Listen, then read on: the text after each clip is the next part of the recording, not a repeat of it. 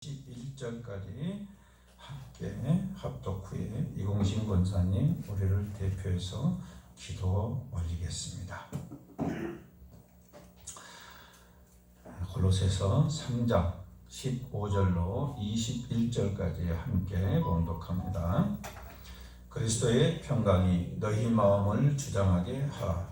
너희는 평강을 위하여 한 몸으로 부르심을 받았나니 너희는 또한 감사하는 자가 되라. 그리스도의 말씀이 너희 속에 풍성히 거하여 모든 지혜로 피차 가르치고 권면하고 시와 찬송과 신령한 노래를 부르며 감사하는 마음으로 하나님을 찬양하고 또 무엇을 하든지 말에나 일에나 다 주 예수의 이름으로 하고 그를 힘입어 하나님 아버지께 감사하라. 아내들아 남편에게 복종하라. 이는 주 안에서 마땅하니라. 남편들아 아내를 사랑하며 괴롭게 하지 말라. 자녀들아 모든 일에 부모에게 순종하라. 이는 주 안에서 기쁘게 하는 것이니라. 아비들아 너희 자녀를 노엽게 하지 말지니 낙심할까 함이라. 아멘. 오늘 주시는 하나님의 메시지는 무엇입니까? 가정을 통한 구원. 여기는 바닷가가 많죠. 지금은 이제 다 막아져가지고 다 논이 되버렸죠. 네. 이 감성동 낚시를 가다 보면요, 참 이해가 합리적으로 이해가 되지 않는 그러한 광경을 목도하게 됩니다. 일반적인 고기들을 보게 되면은 잡아서 무트로 가지고 올려오면 고기가 어쩝니까? 바닥바닥거리고 막 그러죠. 아이고 죽겠다. 바닥바닥. 그런데 감성동 낚시를 하다 보면요, 이 갯바에다가 이렇게 대로 해가지고 잡아서 딱 놓으면은요, 물속에서는 그렇게 안 나오려고 발버둥 치던 놈이요, 갯바위만 딱 올려서 발이만 닿으면 가만히 있어요. 가만히 있어요. 그래서 이해가 안 됐어요, 처음에는. 나중에 보니까요, 그렇게 가만히 있던 놈이 파도가 한 번씩 쑥 올라오죠. 몸에 물이 닿으면은 그때는 팍 그래요. 고기를 가지러 내려가다가 그 물이 올라오면은 끝나는 거예요. 그죠? 바닥하면 줄이 터져버려요. 그런데 물이 안 올라오면은 그 고기는 내 고기야. 내가 갈 때까지 가만히 계셔. 누가 가르쳐 줬을까요? 그 감성돔에게 누가 그렇게 가르쳐 줬을까요? 걔들이 심심찮게 갯바위에 나와봤을까요? 갯바위에 나오면 가만히 있어야 된다는 것을 누가 가르쳤을까요? 어미 감성돔이요? 그런 경우는 없어요. 거기들 대부분 다 어쩝니까? 알로 산란을 해보니까 부모가 누군지도 몰라. 그죠? 그래서 누구로부터 배웠다는 것은, 그렇다면 그 애는 어떻게 알았을까? 라는 생각을 해요. 과연 그 지혜는 누가 주었을까? 어떻게 체득했을까? 여러분 아시겠어요? 유대인의 육아법 중에요, 자녀가 어려서 자라서 자아의식을 형성하기 시작하면은요, 부모가 일부러 충격적인 교육을 합니다. 다시 말해서 자녀들은 어때요? 아버지가 밖에서 딱 들어오면은 아빠 하고 반가워 달려와요. 그래서 안아주고 그래요. 근데 어느 날 그 아빠가 그 자녀를 받아주는 게, 안아준 것이 아니고 들어서 던져버려요. 그럼 자녀가 어쩌겠어요? 멍하겠죠. 왜 그러지? 그래서 또 장난한가 보다 하고 또 아파하고 달려오면 또 들어서 또 던져버려요. 그걸 수차례를 하면은 애기가 이제 뭐가 되겠어요? 장애가 오겠죠. 혼란이 와버려. 이게 도대체 무슨 일인가? 이런 일은 아직까지 한 번도 없었는데 아빠가 왜 그러는 거지? 내가 뭘 잘못했지? 도무지 알 수가 없어요. 자, 이러할 때 그 아버지가 자녀에게 권면을 합니다. 아들아, 사람을 믿지 말아라. 심지어 이 아빠까지도 너를 배신할 수 있다는 사실을 명심해야 한다. 이렇게 가르쳐요. 여러분, 얼마나 충격적이에요. 자녀들을 가장 명석하게 잘 가르친다는 이 유태인들이 이렇게 충격적인 요법을 해요. 그리고 멍하니 있는 아이에게 뒷말을 들려줍니다. 그게 뭘까요? 인간이 영원히 믿을 수 있는 대상은 오직 하나님 한 분뿐이란다 라고 가르칩니다. 사람은 믿을 게 된다고 된다? 다 배신할 수 있어요. 자기 유익과 자기의 생존을 위해서는 자기 부모까지도 배신할 수 있는 게, 자기 자녀까지도 배신할 수 있는 게 사람이에요. 또 자기 자녀나 자기 부모를 위해서 목숨까지도 바칠 수 있는 게 또 사람이야. 뭔 말입니까? 사람은 불완전해요. 그래서 우리가 믿을 분은 오직 누구라고요? 오직 하나님 한 분뿐이라고. 그렇다면 우리는 자녀들에게 어떻게 가르쳐야 할까요? 어떠한 상황 속에서도 우선순위는 하나님이라는 사실을 어릴 때부터 가르쳐야 돼요. 사람이 도저히 할 수 없는 어려운 일이 닥친다든가 이러한 일이 있을 때 물론 사람의 방법을 찾아야 되겠지만은 그 전에 앞서서 하나님께 구해야 된다. 이것이 진정으로 하나님을 믿는 것이고 또 하나님으로부터 구원을 얻을 수 있는 길이기 때문입니다. 그렇다면은 하나님께서는 가정을 허락하신 이유가 있어요. 하나님께서는 가정을 통해서 우리에게 무언가를 이루시려고 우리에게 가정을 허락하셨습니다. 자, 그게 뭘까요? 18절 말씀 보겠습니다. 아내들아, 남편에게 복종하라. 이는 주 안에서 마땅하니라. 자, 뭔 말이에요? 아내가 남편에게 복종하는 것은 당연한 것이다. 마땅이란 말은 당연한 거예요. 자, 여러분 한 가지 질문해 볼게요. 가정을 누가 가정을 허락했을까요? 누가 가정을 주셨을까요? 그렇죠. 창세기 1장 28절에 보게 되면 하나님께서요 그들에게 복을 주시며 하나님이 그들에게 이르시되 생육하고 번성하여 땅에 충만하라 라고 명령을 하십니다. 이 명령을 하시면서 뭘 주셨다고요? 복을 주시며 그랬어요.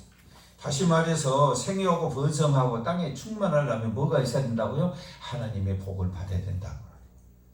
여러분의 가정과 여러분의 가게가 번성하기를 바라십니까? 그렇다면 어떻게 해야 된다고요? 하나님으로부터 뭘 받아야 돼요? 복을 받아야 돼요. 자, 예수님도 같은 말씀을 하셨어요. 마태복음 16장 18절의 말씀 보게 되면 또 내가 네게 이르노니 너는 베드로라 내가 이 반석 위에 내 교회를 세우리니 음부의 권세가 이기지 못하리라 라고 말씀을 하십니다. 누구 교회를 세운다고요? 내 교회. 가정과 교회는 같은 거예요. 하나님과 예수님은 우리에게 알기 쉽게 또 그 근본 원리를 분명하게 말씀을 해주십니다. 자, 그렇다면은 하나님께서는 창세기에서 왜 우리 사람에게 가정을 허락하셨을까요? 왜 가정을 허락하셨을까요? 그건 창세기 1장 26절에 주신 이유를 설명을 하십니다.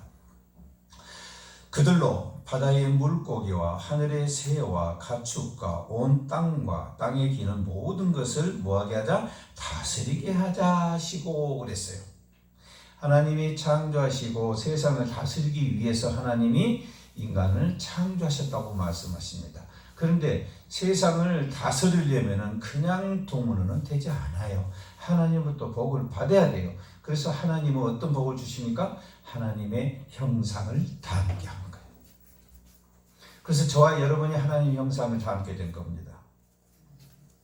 그리고 하나님께서 이 복을 주시고 우리로 하여금 세상을 다스리라고 했어요. 자, 사도행전 20장 28절 말씀 볼까요? 여러분은 자기를 위하여 또는 온 양떼를 위하여 삼가라. 성령이 그들 가운데 여러분을 감독자로 삼고 하나님이 자기 피로 사신 교회를 보살피게 하셨느니라. 아멘. 자, 에베소 장로들에게 바울 사도가 이 청지기의 사명이 있다는 사실을 말씀해 주고 있는 그런 부분입니다. 다시 말해서 하나님께서 우리에게 가정을 주신 목적이 분명히 있었다라는 거예요. 그 목적은 뭡니까?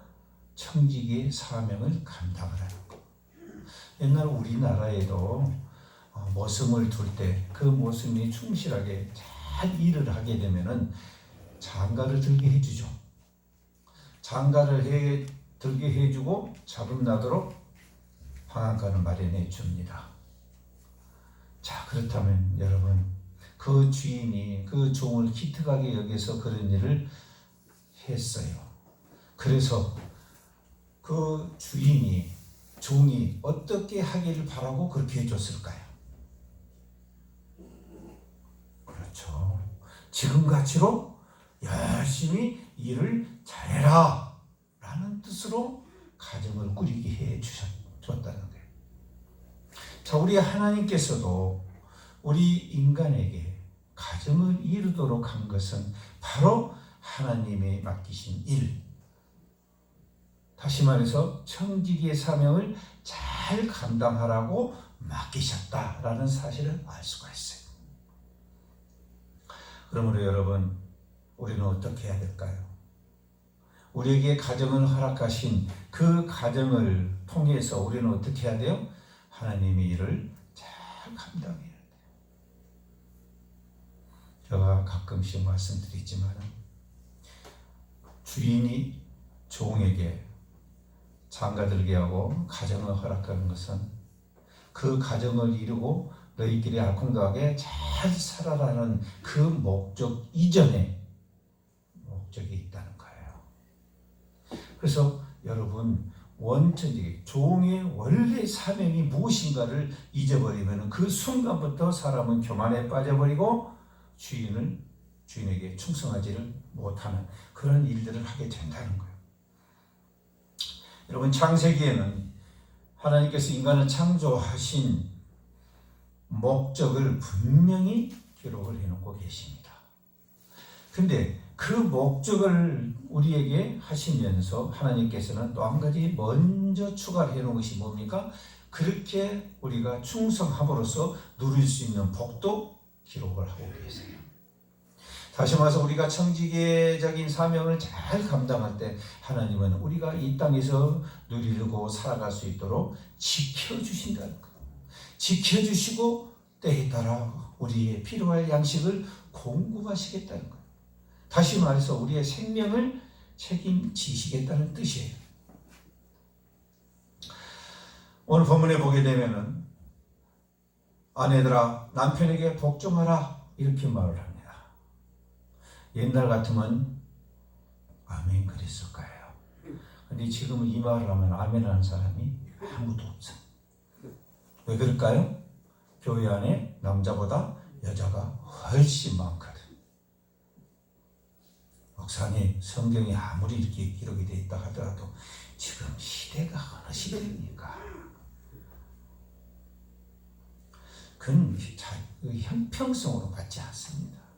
다 하나님은 똑같이 살아가신다고 그랬는데 왜 여자는 남편에게 복종해야 됩니까? 라는 불만이 생깁니다. 이 불만은 바로 말씀에 대한 하나님의 말씀에 대한 이해가 부족함으로 인해서 생기는 오해예요. 하나님의 말씀에는 오류가 있다 없다? 없다. 그러면 하나님께서 아내들에게 남편에게 복종하라고 명령한 것은 다시 말해서 순종하라고 한 것은 오류가 있다 없다? 없어요. 그런데 여러분은 인정하기가 조금 싫을 거예요. 그렇죠? 하나님 다른 것은 다 오류가 없는 걸 인정하겠는데요, 이 부분만큼은 좀 약간 오류가 있지 않습니까? 라고 할 수가 있어요. 에베소서 5장 22절에 보게 되면은요, 아내들이여 자기 남편에게 복종하기를 죽게 하듯 하라 라고 했어요. 복종하는 것을 어떻게 하라고요? 주님한테 한 것 같이 하라는 거예요. 이렇게 되면 이제 문제가 다 복잡해져요. 그죠?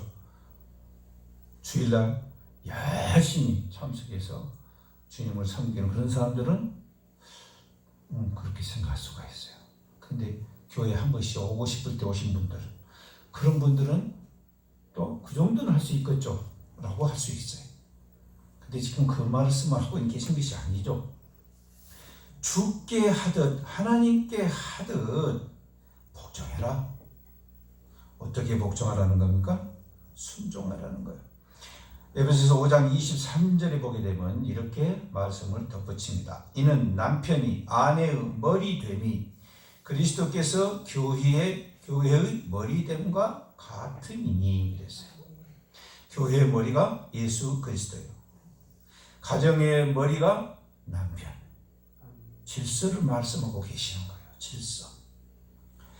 그가 바로 몸의 구주시니라. 몸의 구주시라고 했어요. 예수님은 우리를 해방시키셨죠. 자유하게 하셨어요. 그리고 우리를 평안하게 하셨어요. 그러므로 우리는 어떻게 합니까? 예수께, 하나님께 구속이 돼요.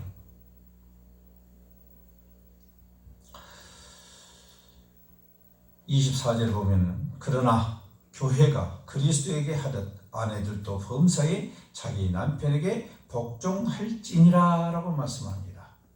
자, 아내가 남편에게 복종해야 된다, 안 해야 된다? 복종이라는 것은 내가 하고 싶은 것만 합니까? 하고 싶지 않는 것 하는 겁니까? 베드로전서 3장 1절에 보게 되면은요, 베드로 사도는 이걸 뭐라고 하냐면 순종하라 이렇게 이야기합니다. 아내들이여 남편에게 순종하라. 다시 말해서 이 복종이라는 뜻 안에는 뭐가 들어있어요? 순종이라는 뜻이 들어있어요.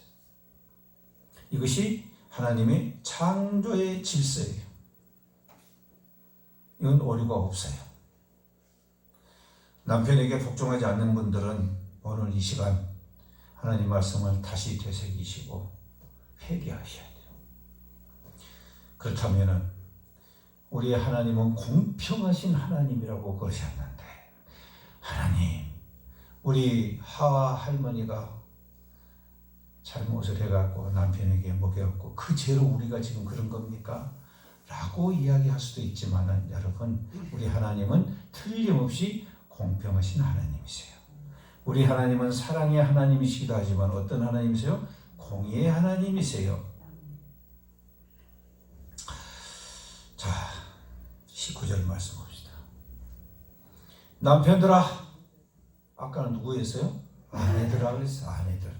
이제는 누구한테 하는 말이에요? 남편들한테 하는 말. 남편들아, 아내를 사랑하며 뭐 하지 말라? 괴롭게 하지 말라. 여러분, 언약이라는 것은요, 쌍방간의 계약을 맺은 거 말이에요. 그렇죠? 그래서 계약을 준수하지 않으면은 그 언약은 파기되는 거예요. 그죠? 계약도 마찬가지예요. 파기되는 거예요. 결혼 생활도 마찬가지예요. 결혼도 어떻게 하기로 하고 결혼 서약을 했잖아요. 그런데 둘 중에 하나가 그 계약을 위반하게 되면은 취소가 돼요. 언약도 마찬가지예요. 하나님과 우리와의 사람과의 언약이 이루어지려면은 그 계약에 따라야 안 따라야 돼요? 따라야 돼요. 하나님 법을 준수할 때 비로소 하나님의 약속하신 복을 누릴 수가 있는 거예요. 역시 마찬가지예요. 남편과 아내의 사이도 똑같아요. 언약이죠. 계약이에요. 에베소서 5장 25절을 보게 되면 남편들아 아내 사랑하기를 그리스도께서 교회를 사랑하시고 그랬네요. 그리스도께서 교회를 어떻게 사랑하셨습니까? 그렇죠. 자기 목숨을 바치셨잖아요. 그 교회를 위하여 자신을 주신같이 하라. 그럼 남편들이 어떻게 한단 말이에요? 아내들에게 자기 생명같이 얘기한다 그 말이에요. 근데 그 생명을 함부로 하면 돼야 안 돼요? 안 된단 말이에요. 이것은 뭘 모르는 겁니까? 아내와 남편 간의 그 계약은 하나님이 말씀하신 언약 가운데 있다는 사실이에요. 그래서 아내는 어떻게 하라? 남편에게 순종하라. 남편은 어떻게 하라? 아내를 사랑하라. 어떻게? 자기 목숨과 같이. 하인과 같이 하는 게 아니고 자기 생명과 같이 하는 거예요. 다시 말해서 남편은 아내에게 철저한 책임과 사랑의 헌신이 있어야 된다 그 말이에요. 그것이 있을 때 아내도 남편에게 복종하는 거예요. 서로 간의 계약이에요. 남편이 아내는 똑같아. 공평이 아니에요? 우리 하나님은 공평하신 하나님이요. 남자들에게만 유리하게 하시지 않아요. 뭐예요? 한 몸이라고 했어요. 창세기 2장 18절에 보게 되면 하나님께서 하와를 여자를 지으실 때 어떻게 했어요? 뭐라고 말씀하셨습니까? 내가 그를 위하여 돕는 배필을 지으리라 하시니라 그랬어요. 돕는 배필. 하인이 아니고 일방적으로 남자만을 섬기게 한 것이 아니고 돕는 배필을 지은다고 말씀하십니다. 그럼 뭘 도우라는 거예요? 남편을 도우라는 거죠. 남편이 무엇을 도우라는 거예요?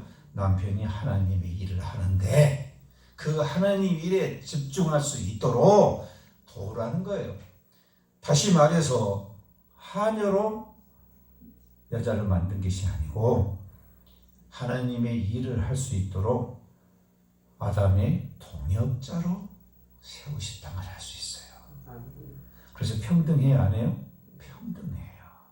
우아래가 없는 거예요. 하나님의 창조 질서 때문에 머리를 두시고 몸을 둔 거야. 몸 따로 머리 따로 있는 거 보셨어요? 그건 죽는 거예요. 그죠? 머리가 몸하고 따로 있으면 죽는 거예요.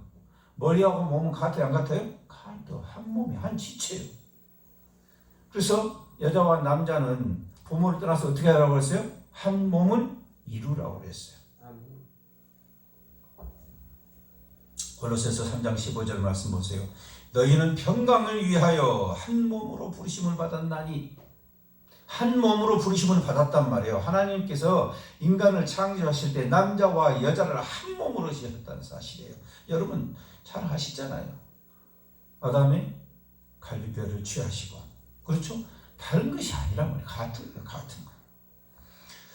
베드로전서 3장 7절에 말씀합니다. 남편 된 자들아, 이와 같이 지식을 따라 너희 아내와 동거하고 그를 더 연약한 그릇이요 또 생명의 은혜를 함께 이어받을 자로 알아. 어떻게 알아? 귀히 여기라.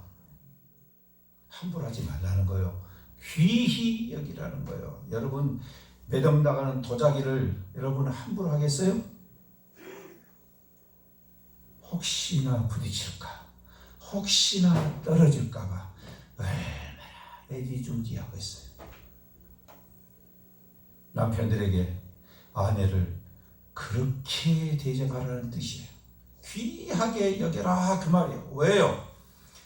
생명의 은혜를 함께 이어받기 때문에 그래요. 다른 거 아니에요. 생명을 함께 이어받을 자로 알아 귀히 여기라.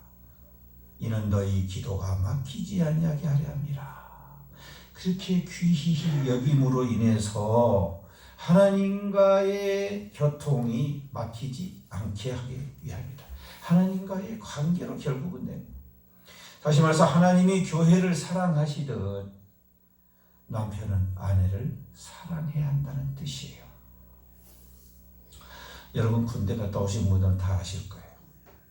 또 운동한 사람들도 아실 거예요. 못된 스승 만난 사람도 아실 거예요. 여러분 체벌 중에서요 가장 고약한 체벌이 뭔지 아세요? 당해보신 분들은 알아요. 자기 손으로 자기 뺨을 때리게 하죠. 네. 자기 뺨을 때리라고 하면 여러분 세게 때릴까요? 살살 때릴까요? 세게 때리면 누가 아파요? 내가 아파. 그럼 누가 때리는 거야 지금? 자기가 때리는 거야. 그러면은 살살 때리면 오냐 잘한다 그렇게 계속 살살 때리라 그러던가요? 거의 약한 사람. 더 세게 했죠? 더 세게 딱 그러면 누가 아파? 죽을 맛이다. 눈에서 불이 튀어. 누구 원망도 할 수도 없고 어쩔 수도 없고 자기 손으로 자기 뺨을 때리는. 다시 말해서 자기 모순에 빠지는 거예요. 그런데 우리는 창세기 2장 23절에서 24절 말씀을 잊어버리고 있어요. 아담이 이르되 이는 내 뼈 중에 뼈요 살 중에 살이라. 이것을 남자에게 지어야은즉 여자라 부르리라. 이러므로 남자가 부모를 떠나 그의 아내와 합하여 어떡하라? 둘이 한 몸을 이룰지니라. 다시 말해서 한 몸이요, 한 몸. 남편이 아내를 때리는 것은 누구를 때린 거예요? 자기가 자기 손으로 자기 뺨을 때리는 거예요. 아내를 구박하면은 누구를 지금 구박하는 거예요? 자기를 구박. 이게 자기 모순에 빠진 거예요. 그런데 그걸 모르니까 그런 거예요. 여러분, 남한테 반말 듣고요, 남한테 무시당하고 싶던가요? 그러면은 아내에게 하면 돼요, 안 돼요? 안 돼요. 아내에게 하는 것이 아니라 결국 누구한테 하는 거예요? 자기한테 하는 거예요. 왜요? 한 몸이니까요. 머리와 몸은 하나야. 뺨을 때리면 어디까지 아파? 마음까지 아파. 그죠? 그런데 이것을 모르니까 마치 남자가 여자를 그냥 하인 부리듯이 그렇게 하는 것이 옳은 것인 줄 알고 착각을 하고 있는 거예요. 이건 하나님 뜻이 아니에요. 하나님은 남자와 여자가 뭐라고요? 한 몸이라고 했어요. 한 몸. 한 몸에서 분리시켜서 만들었지만은 항상 뭐 하라는 거예요? 한 몸인 줄 알고 서로가 서로를 어떻게 하라는 거예요? 사랑하라는 거예요. 이게 하나님께서 만드신 질서예요. 그래서 가정을 주신 거예요. 그걸 통해서 뭘 깨달으라는 거예요? 하나님과 사람과의 관계를 깨달으라는 거예요. 그래서 하나님께서는 가정을 우리에게 주신 겁니다. 그러므로 여러분, 아내를 사랑하며 뭐 하지 말라고요? 괴롭게 하지 말라. 여기서 괴롭게 하라는 것은 마음, 심적인 것도 있고 또 뭐 있어요? 육적인 것도 있는 거예요. 영육 간에 괴롭게 하지 말라는 거예요. 괴롭게 하면 결국은 누구한테 하는 거예요? 자기한테 하는 거예요. 그런데 사람들은 이 하나님의 뜻을 모르니까 자꾸 남자와 여자를 구별하고 나와 아내를 구별하고 그렇게 생각을 하고 그렇게 대우를 한다. 이것은 하나님 뜻을 모르니까 그냥 앞에만 있는 거예요. 앞에만. 봐라, 아내들아, 남편에게 복종 하나 있지 않냐? 근데 너는 왜 나한테 자꾸 대드냐? 그죠? 대드면 돼요, 안 돼요? 안 돼요. 하나님께 대든 것하고 똑같아. 하긴 하나님께도 대드는데 남편한테 못 대들겠어요. 그러나 그 다음 기조를 읽어봐야 한다 그 말이에요. 여자와 남자는 한 몸이다 아니다? 한 몸이다. 그러니 어떻게 하라? 서로를 귀히 여겨라. 21절에서 21절 보세요. 하나님께서는 가정의 질서로 세 번째로 말씀하십니다. 첫 번째는 아내에게, 두 번째는 남편에게, 세 번째는 자녀에게. 선미야, 자녀에게. 자, 자녀들아 어떻게 하라겠어요? 모든 일에 그랬어요. 모든 일에 부모에게 순종하라. 복종하라는 뜻이에요. 이는 주 안에서 기쁘게 하는 것이니라. 아멘? 아멘. 여러분들 크게 하면도 돼요. 왜? 다 믿으니까. 근데 자녀들은 크게 하면 안 하잖아. 그죠? 선미야, 아멘? 고개가 뜨뜻뜨뜻하면 아멘. 선민이는 어째 나하고 눈도 안 맞추니? 응? 아멘? 아멘. 근데 여러분 착각하지 말아요. 똑같이 마찬가지. 우리 하나님 어떤 하나님? 공평하신 하나님. 그래서 자녀에게 일방적으로 부모에게 요구하지 않아. 마찬가지로 부모도 자녀에게 똑같이 책임 있고 똑같은 명령을 하셔요. 볼까요? 자녀에게 부모를 공경하라는 것은 하나님의 명령이에요. 그것은 하나님의 사랑과 맺은 언약의 기초가 거기서 나온 거예요. 그래서 하나님으로부터 복을 받으려면 어떻게 해야 돼요? 하나님을 경외해야 돼요. 그 관계를 이해를 한다면 자녀는 부모를 당연히 공경해야 돼요. 그러므로 인해서 하나님께서는 그 자녀에게 복을 주신다는 사실이에요. 앞서 마찬가지입니다. 자녀는 부모에게 어떻게 해야 돼요? 순종을 해야 돼요. 그러면 부모는 자녀에게 어떻게 해야 돼요? 사랑을. 어떤 사랑? 헌신적인 사랑이에요. 그리스도께서 교회에 하듯이 주듯이 그렇게 사랑의 헌신이 들어가는 거예요. 그래서 부모와 자녀가 서로 공경하는 것은 마땅한 거예요. 그러나 자녀가 부모를 공경하는 것은 아내가 남편에게 순종하는 것과 똑같이 하나님의 질서의 원칙이에요. 명령이에요. 이 관계를 통해서 하나님은 우리에게 가정을 주셨던 그 이유를 깨닫게 하시고 또 예수님께서는 우리에게 교회를 주셨던 그 이유를 깨닫게 하신다라는 거예요. 근데 우리 사람들은요, 너무 완악해요. 너무 영리해요. 그래서 이 말씀을 믿음으로 받고 그 말씀에 순종하려고 하지를 잘하지 않아요. 그래가지고 언제 깨닫게 됩니까? 극한 상황에 처했을 때 비로소 깨달아요.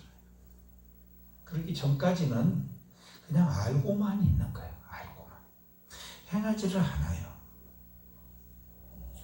여러분, 하나님의 은혜를 정말로 진실로 깨닫게 될 때가 어느 때일 것 같아요? 그렇죠. 죽기 전이죠.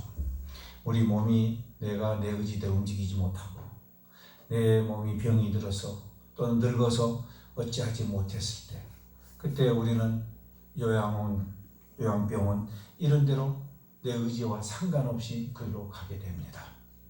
그곳에 있으면 여러분 어떻게 될까요? 차라리 정신이 없으면 괜찮은데 저는 지금도 그분들의 눈동자가 기억이 나요. 그 요양병원에 가면은요, 그 눈동자들 한번 가서 한번 봐보세요. 할머니나 할아버지나 그 눈동자 한번 봐보세요. 이제 우리 이수진 집사님이 퇴원해버려 가지고 집으로 가버렸으니까 어떻게 못 보지만 거기 가면 어쩌든가요? 눈동자가 초점이 없죠.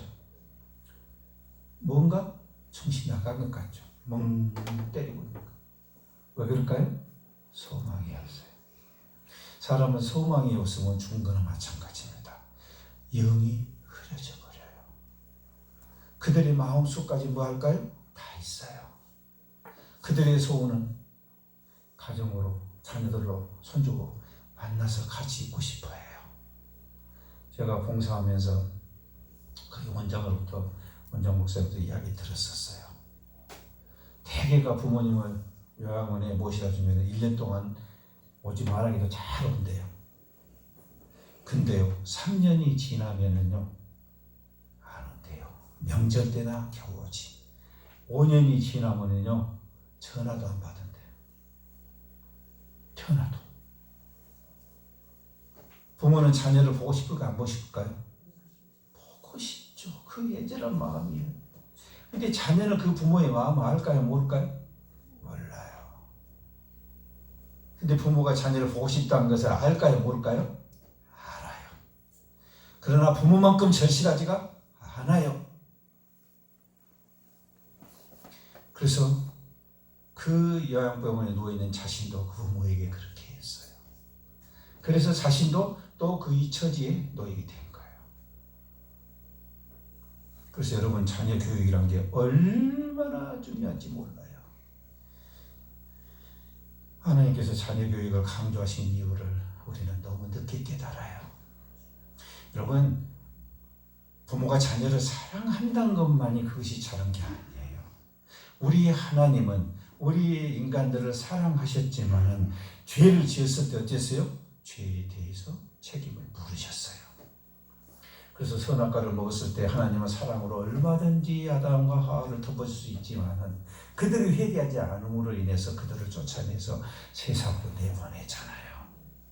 버려본 게 아니에요. 버려버렸으면 내비둬 버리죠. 그러나 우리 하나님은 그렇지 않고 계속해서 그들을 관찰하시고 그들을 끝까지 함께 하셨다는 사실을 우리는 성경을 통해서 보잖아요. 하나님 우리를 사랑하셔요. 진정으로 사랑하시기 때문에 우리가 사랑만 하게 봐도 그렇게 하지 않아요. 그렇게 하면 우리는 어쩌니까 결국은 교만에 빠지게 되고 결국은 하나님을 배신하고 결국은 자기 뜻대로 살아가려고 하는 이러한 문제가 발생이 된다는 겁니다. 그러므로 여러분, 하나님 나라의 질서는 사랑만이 있는 게 아니고 공의가 있다는 사실을 우리가 분명히 기억해야 됩니다. 그러므로 여러분, 자녀를 키울 때 무한정 자유로 허락한다는 것은 정말로 어리석은 짓이에요. 자녀를 무작정 사랑해서 무작정 자녀 뜻이라면 다 받아준다는 것은 여러분 정말로 미련한 거예요. 성경에서 얼마나 하나님께서 말씀하십니까? 자녀에게 매료되지 않는 것은 자녀를 사랑하지 않음이라고 그랬어요. 자녀를 여러분 교육을 시키셔야 돼요. 최소한 한 가지만 시키시면은 여러분 그 자녀는요 절대로 잘못된 길로 빠지지 않아요. 그 자녀에게 하나님을 올바르게 인식하고 하나님을 올바르게 믿을 수 있도록만 여러분 가르쳐 주시면요 하나님께서 그 자녀를 책임지셔요. 여러분이 자녀를 책임지게 놨으니까 하나님의 자녀를 책임져 주시기 낫겠어요? 어떤 것이 자녀를 영원토록 책임질 수 있겠어요? 그런데 우리는 우리가 하려고 그래요. 하나님은 바쁘시니까 사람들이 많으니까 나만큼은 못하실 거라고 생각을 해요. 여러분 그것은 우리의 무지예요. 그렇다고 해서 여러분 자녀를 너무 또 지나치게 통제하는 것 또한 어리석은 짓이에요. 너무 지나치게 하면은 오늘 본문의 말씀처럼 자녀를 노엽게 할 수 있어요. 또 자녀를 노여워해서 반항하게 할 수 있고 낙심하게 할 수 있어요. 그래서 너무 통제를 하게 되면 얘가 소극적으로 되어버릴 수가 있어요. 소심해져 버려요. 그러니까 어떻게 하는 겁니까? 두 가지를 같이 평형을 해야 한다. 사랑도 당연히 해줘야 되지만 잘못했을 때 잘못했다고 지적할 수가 있어야 돼요. 여러분 이솝 우화에 보게 되면은요 어머니 귀를 물어뜯은 아들에 대한 이야기가 나와요. 여러분 다 들어보셨을 거예요. 어머니와 아들 둘이만 사니까 어머니가 그 아들을 얼마나 사랑했겠어요. 남편도 없으니까 아들 하나 있는 거 그 의지하고 사랑하고 그렇게 사랑했어요. 근데 어느 날 이 어린아이가 이 아들이 어린아이였을 때 학교 가서 다른 친구의 학용품을 돌아와요. 훔쳐와. 근데 그것을 본 어머니가 그 아들을 칭찬을 해요. 그 어머니 눈에는 어때요? 자기 아들이 한 것이 다 사랑스러워. 그래서 칭찬을 했어요. 그 다음부터 이 아들은 남그 돌로면 어머니가 좋아하시는구나 라고 인식을 하게 되고 못된 짓을 하게 돼요. 그러다가 나중에 자라나서 어느 부잣집을 털다가 걸려버리죠. 그래서 광장에서 사형을 당해요. 사형을 당하게 되는데 마지막 소원이 무엇이냐라고 물으니까 어머니를 한 번만 보고 싶다. 아들이 그래. 그래서 그 소원을 들어줘요. 그래서 어머니가 왔어요. 울고 있는 어머니. 저기 자신이 아들이 하나밖에 없는 진짜 죽게 생겼어요. 그때 어머니 가까이 오세요. 할 말이 있어요. 그래서 가까이 와서 귀를 기대니까 귀를 뗐더라 물을 뜯어버렸어요. 사람들이 다 놀랐어요. 근데 아들이 그 말을 해. 내가 어렸을 때 참 젊었을 때 그때 어머니가 나에게 꾸지람을 하고 칭찬하지 않았더란다. 오늘 내가 이 자리에서 사형당해서 죽을 일은 없었을 것이다. 결국은 무절제한 사랑이 아들을 죽게 만든 거예요. 여러분, 아들이 소중합니까? 일이 중요합니까? 당연히 소중하고 중요하죠. 그러나 여러분, 우리를 살리는 게 뭔가를 여러분 생각하셔야 돼요. 그 어떤 것보다도 우선시하는 일을 우리 자녀들에게 분명하게 가르쳐야 돼요.